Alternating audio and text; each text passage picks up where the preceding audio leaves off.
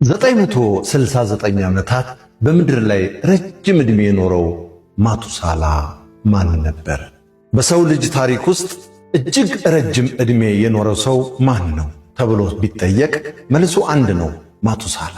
ይህ ስም ለብዙዎቻችን ከጥንካሬና ከረጅም ዘመን ጋር ተያይዞ የሚነሳ ቢሆንም ከዕድሜው በስተጀርባ ያሉ አስገራሚ ታሪኮችን ያውቁ ይሆን? እስቲ ይህን ድንቅ የጥንት ሰው በጥቂቱ እንቃኘው።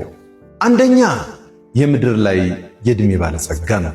በመጽሐፍ ቅዱስ በኦሪት ዘፍጥረት ላይ መዝገብ መሠረት ማቱሳላ 969 ዓመታትን በዚች ምድር ላይ ኖሯል።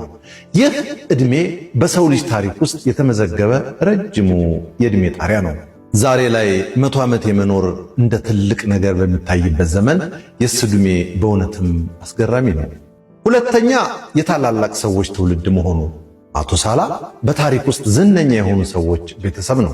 አባቱ ሞትን ሳይቀምስ ወደ ሰማይ እንደሄደ የሚነገርለት ጻድቁ ሄኖክ ነው።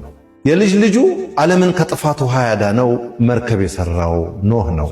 ይህ የሚያሳየው ማቱሳላ በታላላቅ ታሪካዊ ክስተት መካከል የነበረ ወሳኝ ድልድይ መሆኑን ነው።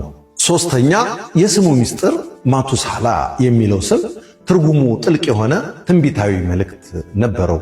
ብዙ ሊቃውንት እንደሚሉት ስሙ እሱ ሲሞት ወይም አንድ ነገር ይመጣል ማለት ነው። የሚገርመው ነገር ማቱሳላ በሞተበት በዚያው ዓመት ታላቁ የጥፋት ውሃ በምድር ላይ መጥቷል። የእሱ መኖር ለሰው ልጆች የንስሐ ጊዜን ለማራዘም የተሰጠ የጸጋ ዘመን ይመስላል። አራተኛ፣ ለምን ይሄን ያህል ኖረ?